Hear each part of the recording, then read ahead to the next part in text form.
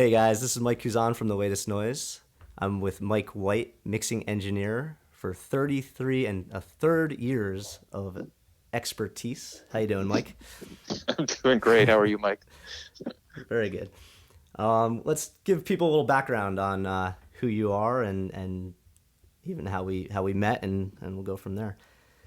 Well, it's kind of an interesting thing, I guess, or maybe interesting to me. I really didn't discover music production until I was in college at Berklee College of Music, and I always listened to music, and I think in a different way when I would talk to people, growing up or like as a teenager, and I would talk to people about music, it was like my description of everything was completely different than everybody else's. And I never understood that until I went to Berklee College of Music. I knew I loved music, and I discovered the music production program that they had there.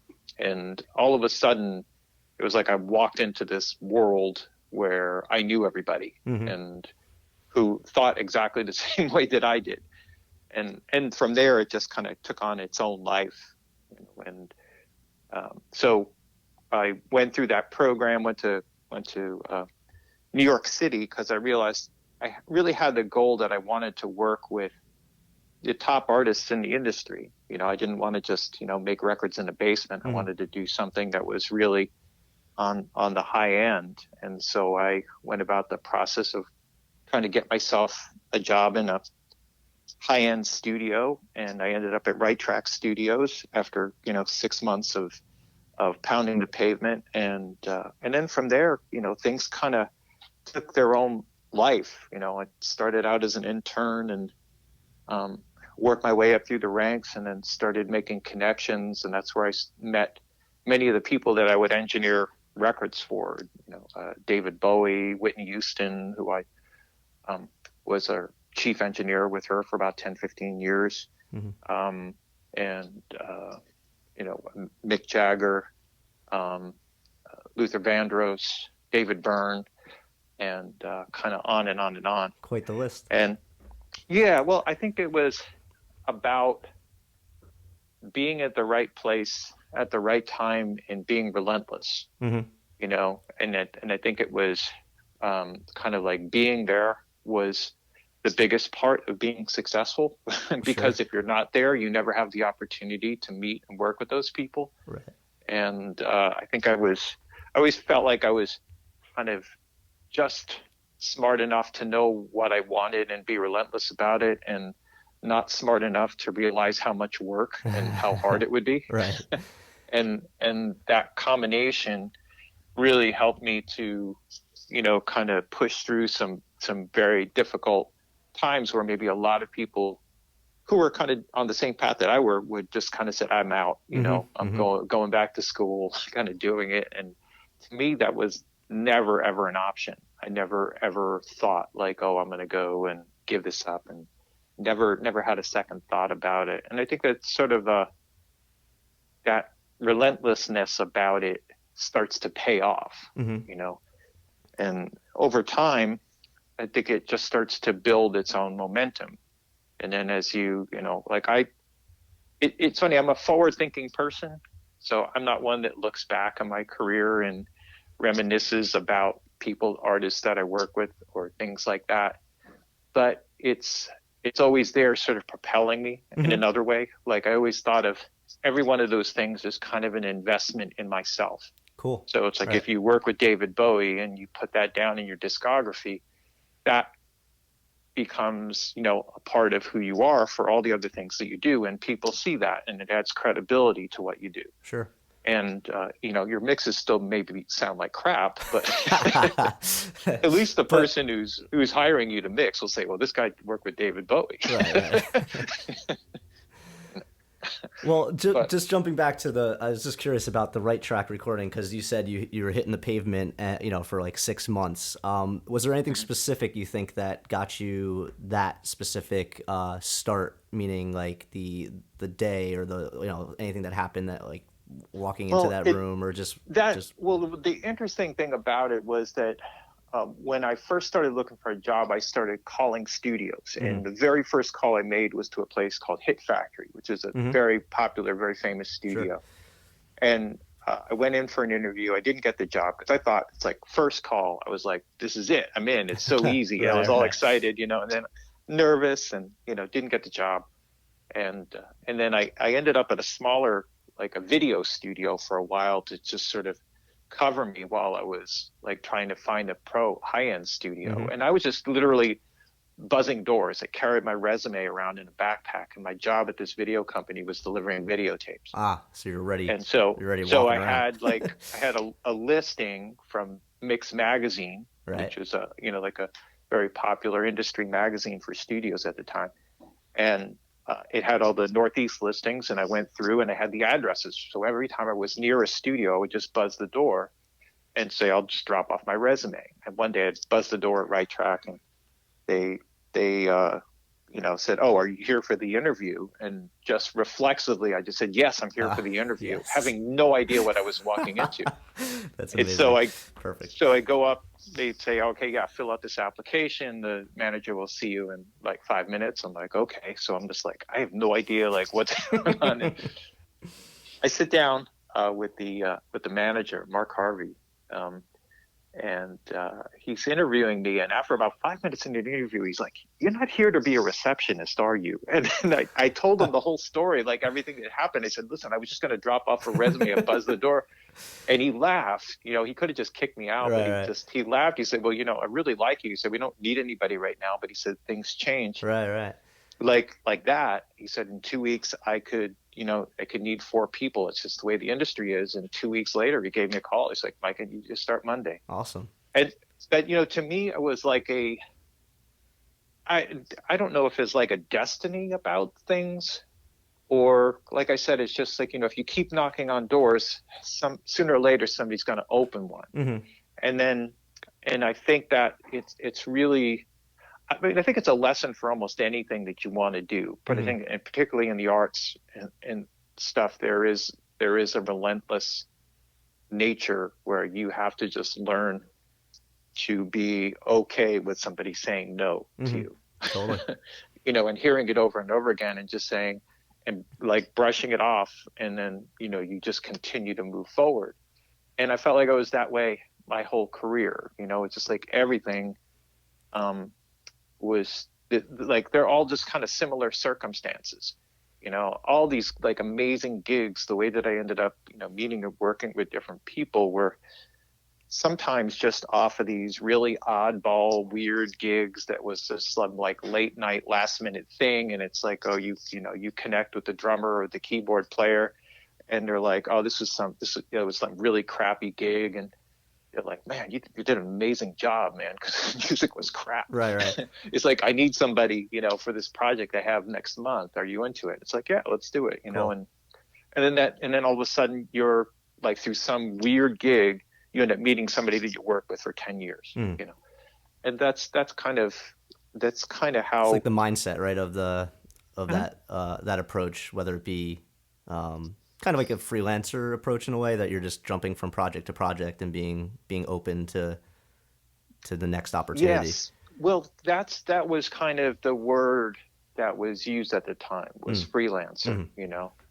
Maybe today they call it independent contractor, Sure. however Right. you want to, Yeah, yeah. however you want to, like Word it phrase it. that you don't get paid, you don't get insurance or Exactly. salary. Yeah. Yeah. And there's the scariest part about it is, obviously, there's not a regular paycheck. It's not something that you count on. And the other side of it, it makes you completely alive, because Sure. it's like you're totally engaged with people and everything, and everybody you meet and everybody you work with. And so the experiences are that much more real. Right. Whereas, You don't become and I think, complacent too within yeah, that work, right? That, yeah, this year is about this thing, and maybe next year mhm, that thing will change. It's like, no, you have to be making those decisions like week to week, month to month, if yeah, not day to absolutely. day.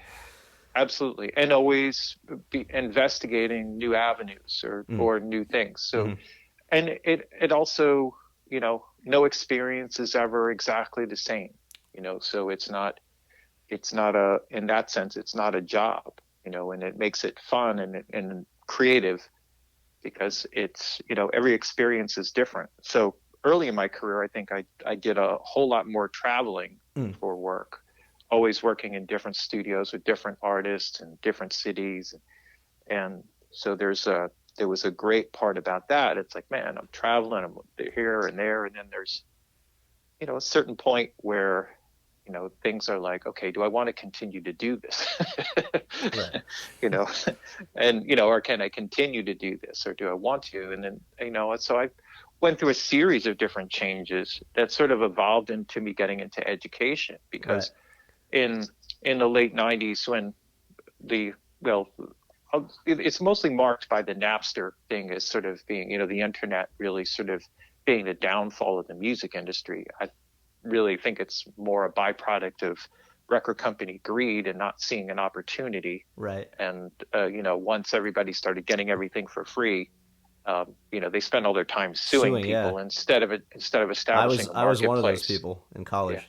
Yeah. Yeah. So I sat there and I watched, with all of my colleagues and friends in the music industry, just watch all the work just like go down like a whirlpool. Mm. There was like 4 or 5 studios that I used to work regularly out of that shut down, and and it was just like watching the industry sort of collapse, and sitting there for like 6 months, and there's like no gigs because there's just no money in the industry. Everything just like the plug got pulled. Right. And suddenly realized it's like, hey, I'm gonna have to reinvent myself. Right. Yep. And I realized it's like, well, people are still making records, so where are they making records? And I think that was sort of the evolution of people building home studios. And what I realized is like, I can be the studio. So at a time when everyone is like, well, what the hell is going on? How is this going to turn around? And kind of staying with the old formula, I invested like $20,000-$30,000 into a whole bunch of gear and said, I'm just going to be the studio, go to the artist's house, set up, and start working, Right. And so I started doing that, just building a whole mobile rig with Pro Tools HD had just come out, all the technology to operate it from a laptop, so I just Right. So that's had a whole everything. new format or opportunity that is now present because of the technology. Well, now That it's, wouldn't. yeah, Well, now I mean, now more it's than ever. But yeah. but at that time. But it was like, so in a way, there was like this door that opened, Mm-hmm. and I just ran through it, and I actually was making more money working that way than I was working as an engineer in studios, Mm-hmm. mixing, because I was being paid as the studio and as the engineer Mm-hmm. / producer, working with people. And now that's just something that everybody does. It's sort of a staple. Mm-hmm. And through that, in that transition period, there was a kind of a realization that I had, where I realized that I had a kind of unique experience that people who are just coming up in the industry at that time were probably never going to have. And the reason being is that, I kind of went through this more or less way that, people would come up in the music industry to be an engineer. They'd, get a job in a recording studio. They would, work their way up through the system. They might be mentored, Mm-hmm. by an engineer, kind of learn the skills of engineering. And then start to take on the practice of it themselves and make a living from it. And that's not generally the way things operate today. Even most of the big engineers and producers, they all have their own studios. Mm-hmm. So they're all tracking people in their own places. If something they can't handle, then they go track it in a big studio, and then they go right back to their home place, Mm-hmm. Mm-hmm. And for artists, now all of that technology exists for them, but most of them don't really, because they don't have the experience with all this. They're just loaded with vintage plugins for all these emulations for things that they've never seen in real physical form, Exactly. and have no experience working with. So it's like, oh, I know I need to have this, but I have no clue what the hell it is and how to use it. And then that sort of started the whole evolution of education for me. So that started at SAE where we met, Right. in New York, Mm-hmm. and I just started teaching some workshops on tape machine alignment and SSL console automation, and then realized that I really enjoyed it. I love teaching, and it's just something that I guess came naturally to me. Mm-hmm. I never thought of myself as a teacher, you know, but it just sort of happened very organically. And then it was like, hey, can you teach this? And hey, can you teach this? And next thing you know, I was teaching almost a third of the curriculum Right. at the school. And Thankfully.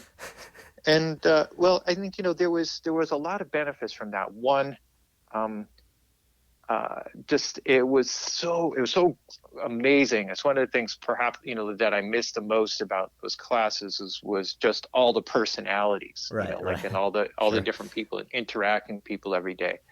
So, and the online experience where I teach now is very different from that. And seeing people face to face and laughing, and you could see, if you're going too hard and heavy at some information and people are starting to nod off, it's like, okay, it's time to tell a funny studio story or Right. something to Right. wake everybody up.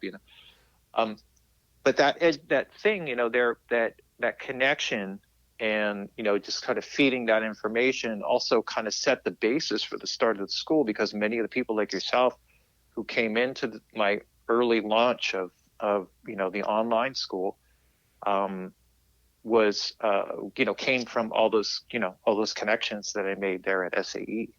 That was kind of a foundation, sort of a launching point. Right. All those email that I collected from people as like a starting place, and then it kind of took on a life of its own. Where for me, I think I just wanted to sort of convey that experience, those experiences that I had, to other people, Mm-hmm. sort of like in a way to sort of be a mentor to people but without being in direct contact, if there is such a thing, Yeah. as like a virtual mentor. So Sure. when Well, that's people the learn way that. mixing from me, they feel like they're making a connection with somebody who's really helping them to understand something, Mm-hmm. and without any restrictions, where it's like I'm not holding back secrets from anybody. It's Mm-hmm. like I'm just going to tell you what I know, because it's still going to take you years and years and years of practice to get any good at it. Right. It's You know? different between being told something and then really Mm-hmm. understanding when to use those, whether it be a Mm-hmm. technique or, whatever, There's layers and Oh, layers and layers of sure. learning with it. Right. Yeah. Well, let's talk a little bit about the school since you relaunched the website, which is mixingwithmike.com. Mm-hmm. And basically it's more of how would you say, a curriculum now? Well, at least one aspect of it is you can be Oh, taking different sections of mixing, like just different. How would you say it?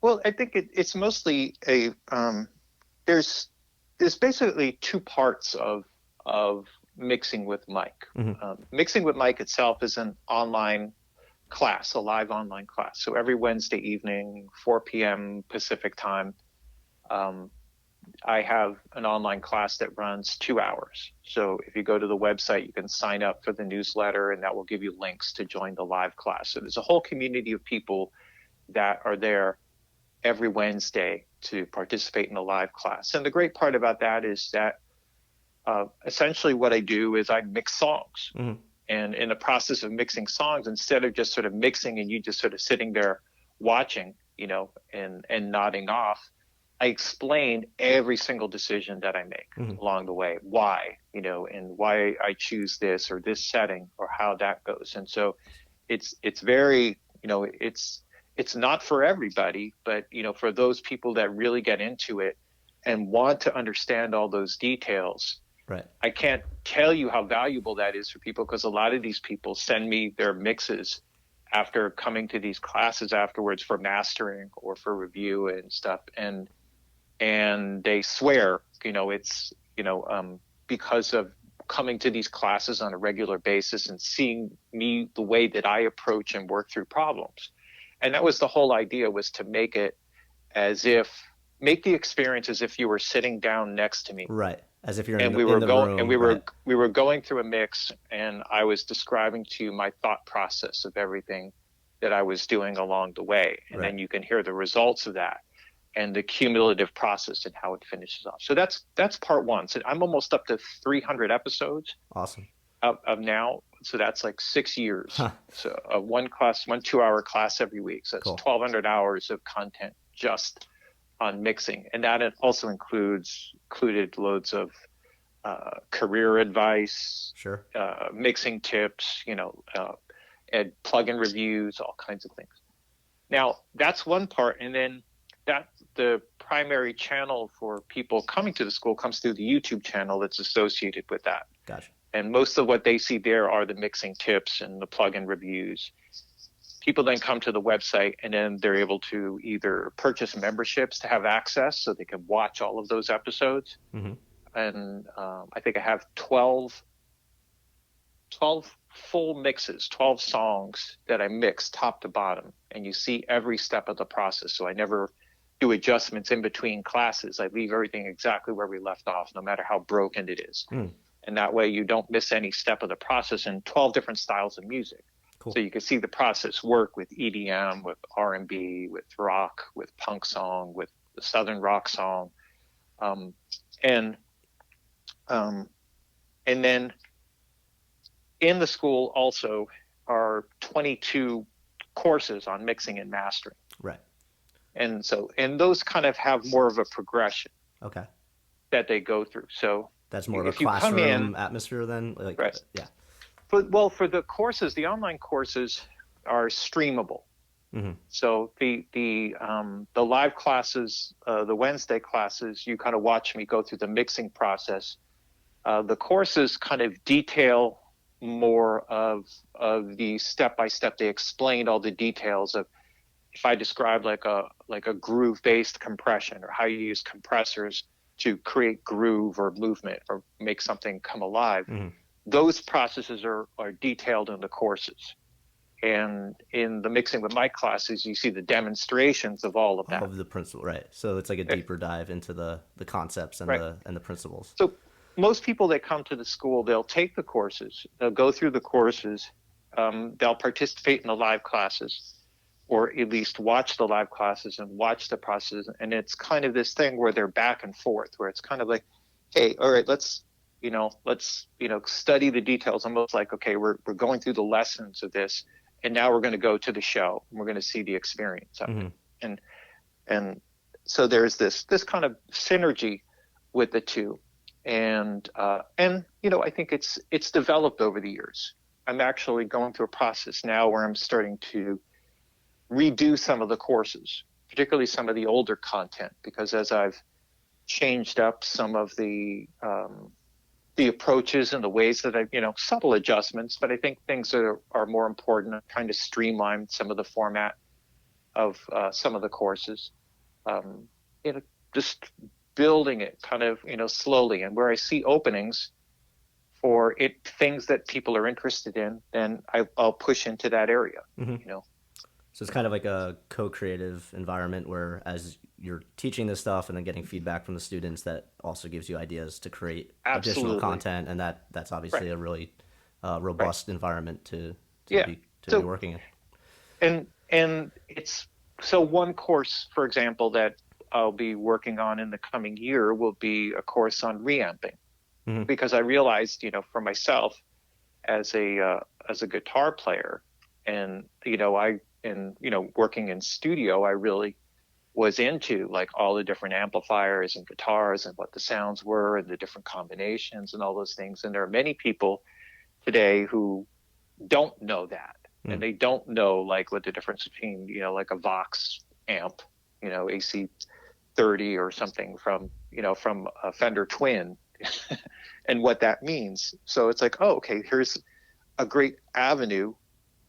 So I'll build out a whole course that will go through some guitar history, and amp history, that will go through the details, why you would select one over the other, show examples, put things together, so that when people, that becomes now a resource directory for people who have a hole or a gap in their mixing and Right. production experience that say, man, I don't understand this. Oh, there's a whole course on this. Let me take this course and this will give me an understanding of how this works or what this is all about.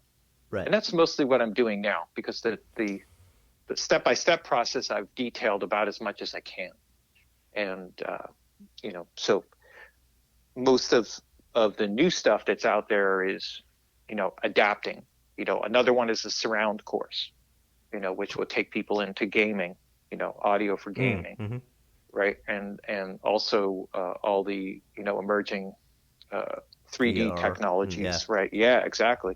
And so with all of that stuff available, understanding what technologies are available, how you mix in those formats, right? So if that's something that you want to explore, you have a foundation of information about surround and mixing and surround, how that process works, what things you place in what spectrum of the field that you have to work with, why you do it that way. Mm-hmm. And so those things become valuable points to help people develop their careers, or at least approach them with,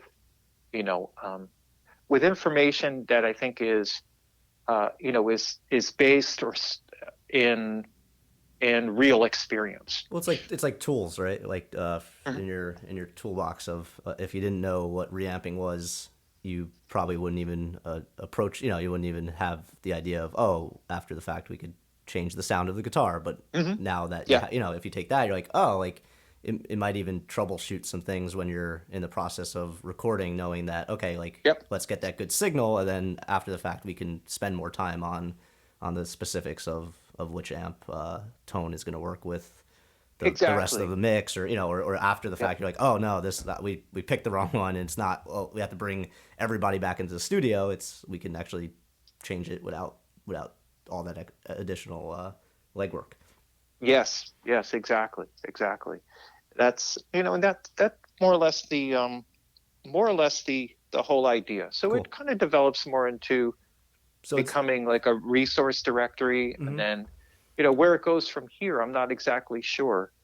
I have so many ideas. Like to me, I never think of this. It's like, oh, okay, this is going to be what people are doing 10 years from now. Sure. I'm always exploring. It's like, well, where are people going? Where's the technology going? Well, let's talk a Like the little bit about technology that. is Yeah. so important. Yeah. Well, just as far as I guess with your experience of how mixing has changed, not necessarily how is it applied to like an online school, but just the concepts over time, and where do you see like one thing I discussed with Greg Calby, who's a mastering engineer, is like Lander, right, and doing Hmm. automated mastering processes. And do you see that the way that technology with the ability to have vintage plugins, a lot of automation, and some of the stuff that's AI driven or algorithm driven, where do you see mixing in its current state, and where it's going? I think the whole Andar thing is an interesting study. Mm-hmm. Because it's also of a and all this. I'm also a mastering engineer, so Mm-hmm. I don't want to put down the art of mastering. I think it's an amazingly intricate experience. Mm-hmm. It's a little bit easier to have a set of parameters that automate a process like that, and give you results that you may think are really amazing, than it is to do it with mixing. Mm-hmm.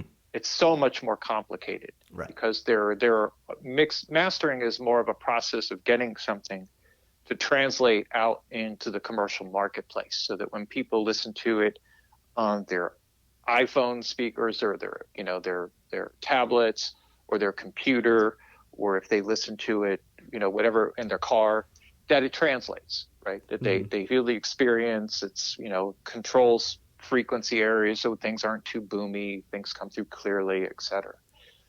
Mixing is a much more creative process. You're taking something, and you're creating more of an artistic vision of how Those you want pieces. to present something, Mm-hmm. right? What characteristic, what kind of emotional impact do you want this production to have? Mm-hmm. What experience are you trying and that's a very different thing. So I followed the artificial intelligence aspect of that on its own. I think most of the technology there seems to be driven in the interaction of different elements in the mix. Like I think Isotope has probably gone the farthest with this technology, where if you call up their neutron plugins, they give you most of the tools that you need right inside of it, and they all communicate with each other. Mm-hmm. So it could say something like, "Oh, kick drum, if you're doing this, then I'm going to do this." Mm.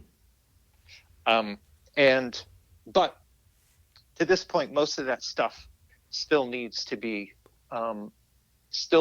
monitored by the engineer. So it's taking on like a whole other technology. Mm. I think ultimately where it's going, and nobody has done it yet, is I think that mixing will take on a much more visual medium, or meaning in a way that is where somebody will build a platform that doesn't look like a mixing console. It doesn't have like insert slots and sends like you would normally see. Right. It's going to be it's going to be a platform where someone will be able to just sort of grab objects on the screen, change their size, change their positioning on like a stage. Right. And then right? that will then affect how. Right. Yeah. And then it's like, oh, I want an amp on this, and just pull an amp out of the closet, drag it, and drop it onto a guitar, and then change the guitar, and all the sounds and the tones that will change will have like some very basic controls that are just all visually based, where you don't know what's going on underneath the hood of that plugin, but you know when you make it look like this happens. Yeah, well, it gives you more low end or more Sure. body or something. And then that becomes something that maybe is more geared toward what element that is. So in other words, if you have parameters for compression and equalization and that are maybe in reamping characteristics that are particular to a guitar, when you load it onto a guitar, it knows that, and it feeds in parameters that are very specific to those types of elements. And then you have a few basic choices that you go through, and then some dials that kind of allow you to set up a tone real quick without knowing all the details of what's under the hood. Mm-hmm. There are lots of plugins that kind of do very similar things, where they try to just give you like a couple of knobs Right. and a couple of switches, and then you just, sort of blindly go through them. I think, what is it?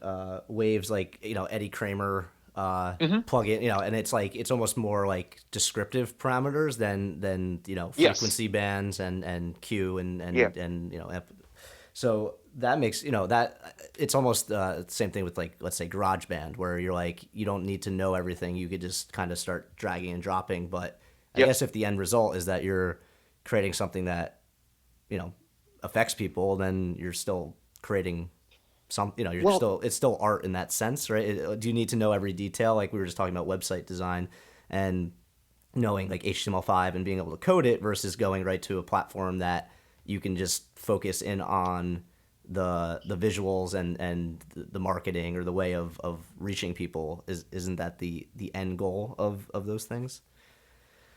Yes, ultimately, yes. I think, the ultimate ends, and I try to be very open-minded about this, because there's certainly a part of me that wants to hold on to the legacy of the way things that were always done. Mm-hmm. Because maybe that's if that's the, kind of what I carry through any of this is, is that, my experience with all of this gear and how it's relevant even today and why people still go to it. But ultimately, the ends justify all of the ways that you get there, right? So, because nobody really cares. The consumer doesn't care, whether you used Eddie Kramer's plugin or Jack Joseph Puig's plugin or did it all in Ozone, Isotope. They don't really care about that. they just like the song or they don't like the song, Right. and that's it. Yep. So the end product doesn't really matter. The end product is really ultimately how you got there doesn't really matter so much. Right. That's the story that ends up on the news show when they do an interview, on some network show or something like that, and they talk about, oh yeah, we did it upside down, hanging from a ceiling, and it's like everybody starts hanging themselves from the ceiling to make a record, right? Right. But so to me, I try to keep an open mind, but I'm also very conscious of results. Right. And how do you get And to those results, right? So yeah, well, I mean, are the results are they artistically appreciable? Like when I listen to something that's commercially, that's out in the commercial market, and I get a lot of stuff, references that are sent, especially for mastering work, because often if somebody I've never worked with before sends me a mix to master, I'll say, well, okay, do you have a reference point for me? Like, does this target any particular artist or production or, maybe something you modeled the song after, right? And they'll send me a couple things, or they'll, reference me to a couple things, and I'll load them up. And sometimes I hear things like, wow, that's really cool.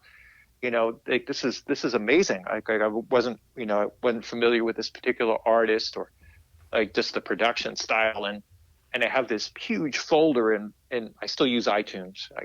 I admit to it, where I have a playlist for things like that.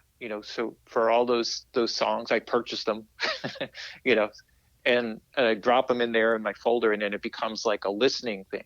So it's like, oh, this is this mix with this incredibly deep, rich low end and warmth. It becomes a great reference point, because as I'm mixing or working on other productions and things like that, and it's like, oh yeah, I want that sound, I can reference to it, I can listen to it, right. and sort of latch on to the characteristics of that, and say, wow, I want to put a little bit of this sonic imprint on this production because I think it's really appropriate. And so that's like the amazing thing, because I think the tools are there for people. The palette is so broad. It's so easy to just sort of do things. You're not embedded in the technology that's available at the time. And that's most of the history of music making. And the problem is that there's too many choices.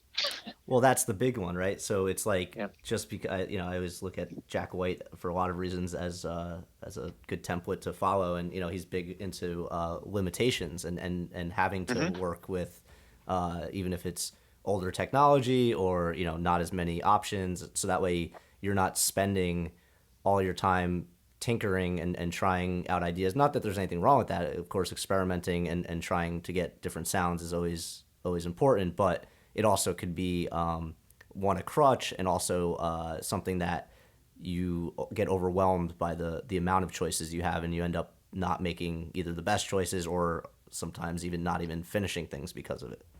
Yeah. And well, you see that a lot, yeah. I think. Yeah, there is absolutely something that, and I think there's, and I was thinking about this today, that for artists that are out there today, I think the best advice I can really give to an artist is to really focus on the songwriting. Because what you do with it after that, the song will carry on. Like a great song just carries on. Sure. In whatever form. You strip whether it down it's to piano, acoustic, vocal, right, or acoustic, right? You do it unplugged. You do it with, big production, small production. The song just sort of carries. That's the lasting component, the lasting element. right? Because I think in the broader history of music, everything, most records, up until the 60s when multi-track occurred, and tape occurred where you could have some editing, everything was like one microphone, everybody in a room. It's like 1, 2, 3, go, and we're just going to capture it. It's like, oh, you're too loud. Take 3 steps back in the room here, and that's how that was mixing. It was just moving people around in a room, and capturing something. It's like, oh, when your solo comes up, get up closer to the mic, Right. It was really, literally like that. yeah. Right. Yeah. So, and then, as the technology increased, there was still limitations of the technology. And so people worked with that. And because of that, I think it forced people to be much more creative with their performances and the songwriting. And that's why there's just such a golden rich era of great songwriting through the 60s and the 70s. Mm-hmm. And then it carried through the 80s, but as technology sort of increased, now production, kind of, it's sort of moving in, like today is sort of the CGI period of of music. Yes, I know There's exactly such a what you thing. mean. And Yeah. and then in the 80s was sort of like the Star Wars period, where it was sort of like, okay, now we could put this fighter pilot on a wire, Uh-huh. and kind of make it look like this plane is like crashing down into the Death Star. But so the technology increased on some level, but then then that starts to bleed in or bleed away from sometimes the the music itself and the songs itself, because you're so concerned with the guitar sound, Right. Or things like or Melodyne, right? And right, the exact like, performance. yeah, like getting that, like, oh, every note of the vocal has to be pitch perfect, Right. but that's not how Yeah. we hear or even how we perform. So it becomes, and Yeah. again, if it is that for us, for a sonic texture or whatever, or there's a Mm-hmm. reason why you're doing it. I get it, but I also find that that's a lot of time spent in something that you're almost better keeping it authentic, Mm-hmm. because people will Yeah. resonate more with that. Yeah. And so the danger with all of this is that you become where people with the limitations, like you're saying with Jack White, the beauty of that is that he's become a master at that. Mm-hmm. He's become a master of the limitation. Mm-hmm. It's like, okay, if I limit myself to this, then I have to really master it in order for the art to really push through or resonate through it. Mm-hmm. And the harder part today is that there's so much stuff out there. There's so much stuff that's available. It's much harder to master anything, Mm-hmm. because you're like playing catch up with like decades of products and technologies that are all of a sudden are virtually available in Mm-hmm. front of you. Right. And then all of a sudden you're trying to absorb the art of mixing or the art of mastering, Mm-hmm. on top of all that. And so many people, produce, record, mix their own material, for release.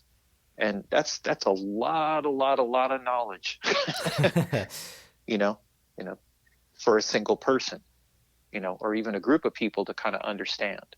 And that really is, like a big part of why I started the school, because a lot of the people that come through are exactly that. They are producing their own material, or they already are engineers, and they're just trying to improve their skills. Right. And Cool.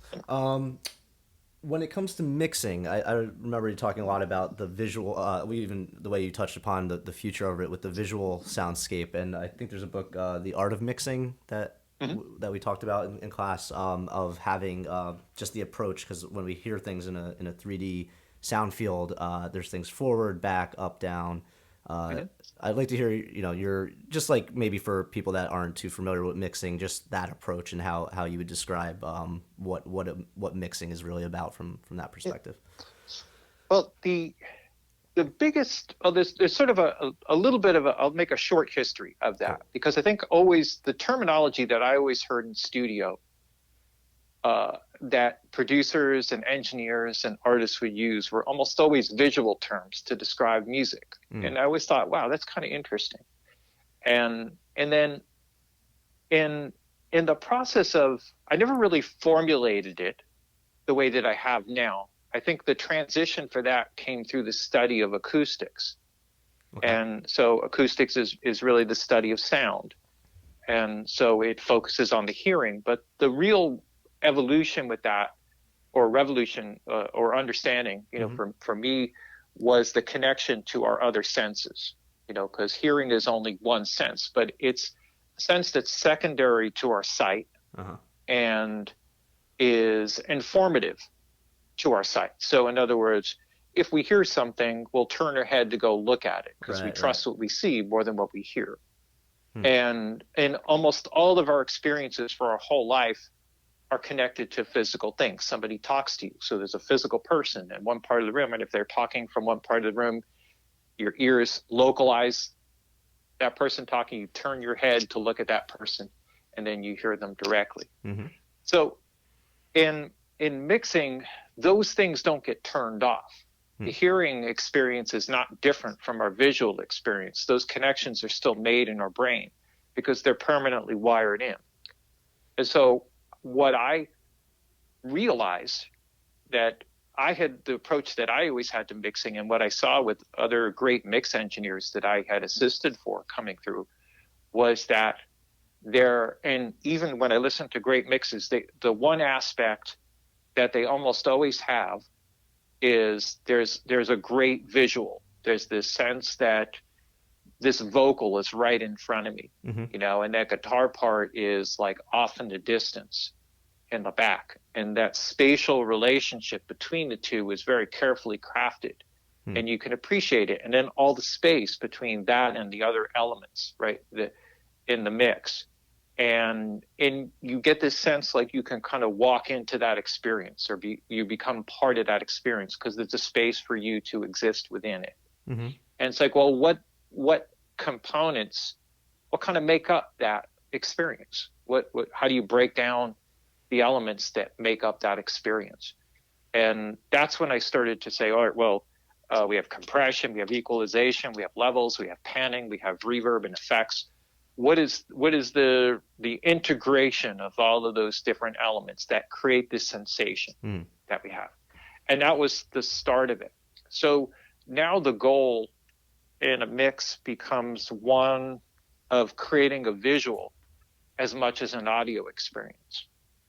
And when you approach it like that, then the results are much easier to judge because you don't ever get too caught up in frequencies, although that's a part of the experience. Right. You don't get too caught up in compression, but that's also part of the experience. Right. Those are the pieces that build towards that end result. Right. Whereas if you lean on any one of those things and you start looking at meters and you say, oh, there's not enough high frequency in this mix, then you start adding it in unnecessarily, and then you smear the field. Right. And now all of a sudden the separation and the depth and the localization of those individual parts of the mix all of a sudden start to cloud up. And then the experience to the listener becomes less than optimal, let's just say, right? They don't take it in. And I think there's one of the most common things I hear is harshness. It's a byproduct of digital, right? That's still, you know, and has always been. And I always feel like I'm fighting that, you know, because the experience of listening to music is something that's meant to be pleasurable, right? Sure. Right. You're enjoying it, right? You put on music because it helps to take you, it gets you amped up if you're going to go out, you know, party. It helps you work your way through your emotional problems from a breakup, you know, whatever songs just sort of connect with you, right? They become kind of a part of your life. Right. But that experience, if it's kind of poking at you and hurting you, you just turn it off. It's like, oh man, it's just like, it's too loud. It's annoying. And you know, flip it to something else. So there's this constant thing here. What I found is that when you create that visual, then the experience becomes more natural and organic. Cool. And then you can make it as aggressive and distorted and nasty as you want to make it sound, but it never comes across as hurtful. Cool. Right. Okay. Yep. Yeah. Very cool. So in a nutshell, I mean, it's as much as you can. It's all the details that's where it gets a little hairy. Right. But just that concept, because I've even talked to musicians that maybe don't have so much background in mixing, and just even introducing that idea to them, they're like, oh, you know, it's just like this kind of different perspective. Just because when you say mixing and music, you just think like ears, like sound, but there's like you've been saying, there's a whole other component that is directly tied into our senses and how we experience you know, our reality that is enhanced by that understanding when you are doing the mix to separate and to it makes everything bigger than it is if you don't look at it that way. Well, I think one of the greatest, most positive feedback type of things that I get from so many people who join into the school is that connection. Because what I most often hear is like, that it's like an aha moment for them where they realize it's like, oh, that's something that I've always felt but could never articulate Hmm. or could never explain. And I could only think of it in terms of frequencies and stuff like that. But this sort of makes it in some way more tangible, Hmm. like easier to understand. Like the goal is now becomes clearer, Hmm. and it's not technical, so there's a creative aspect that Right. brings the creativity back And you into it, can which is, describe, right? You can describe some of yeah, those ideas. So you could say, I want right. the guitar to sound like a river flowing over water, Hmm. whatever. And then like, whatever that means to Yeah, somebody, when you do it, and then they hear it, they're like, yes, that's what I was, yeah, picturing, or that's what I was hearing in my yeah. head. Cool. And it sort of extends to a whole bunch of other art forms as well. Hmm. So often when I talk about like mixing, I may talk about painting. Hmm. And it's like, especially when I'm talking about the perspective and relationship of instruments. So like Hmm. if you see a painting or even like a great photograph, there's sort of a primary focus, and then there's all these other things which help to make that primary focus to give it meaning, Hmm. right? And that's just the way I mix it. So if you're focusing on the vocal, it's like that guitar part, that drum beat, that bass line, that keyboard pad that's Hmm. in there, all plays a role in helping to enhance the perception of what the meaning of what that singer is trying to say. Hmm. And the other thing from a production side is the relationship to movies, like where if you have this movie and it's just monotone, for 3 hours, Hmm. you're just going to either fall asleep or you're going to get up and leave. Right. So the movie takes you on a journey. It takes you on an experience. It introduces the characters. The story develops. There's some tension, right? There's this, emotional breakdown moment, like where literally everything breaks down, right? Hmm. It is just like person in a dark room, trying to figure out what the hell's just happened. And then there's like some, maybe crazy chase scene at the end, and songs have like a very similar kind of trajectories, right? You have a story A that you're story, telling. right? Exactly. And every instrument that comes in is another character, part of the story. Some of them come in just for little moments. Right. Some are there like all along as part of the story, but not the primary focus of the story. Right. And if you think about it that way, I think often it makes it easier for someone to understand how to shape something, Yes. how to do it, because they have something. It's like, oh, I can relate to that experience because I've been to 1,000 movies and I've seen 1,000 TV shows. Hmm. And they grab your interest, they develop the story, and they come to some kind of conclusion at the end, right? And then you feel like you've had this experience. And the song is no different. The song is no different, and how you present it. Sometimes that comes across with the artist. If they're great performers, they take you on that journey just with an acoustic guitar Right. and their vocal Right. performance. Right. But when you add the production elements to it and you develop it more for a commercial release experience, you have to think about that presentation, where you're sort of guiding the listener through that experience, through the emotional story. Hmm. And that way people can take it in, and it becomes understandable. Hmm. And that's part of the mixing experience. You can't extract the two, it's so much more than just a technical thing. There are Cool. obviously lots of technical aspects which you have to understand, but it's art in the end. And if you don't understand that and you just approach it from a technical perspective, you'll leave something that's sort of lifeless. Right. It won't. You know, It won't translate it won't emotionally. translate. It won't Right. feel alive. Right. Right.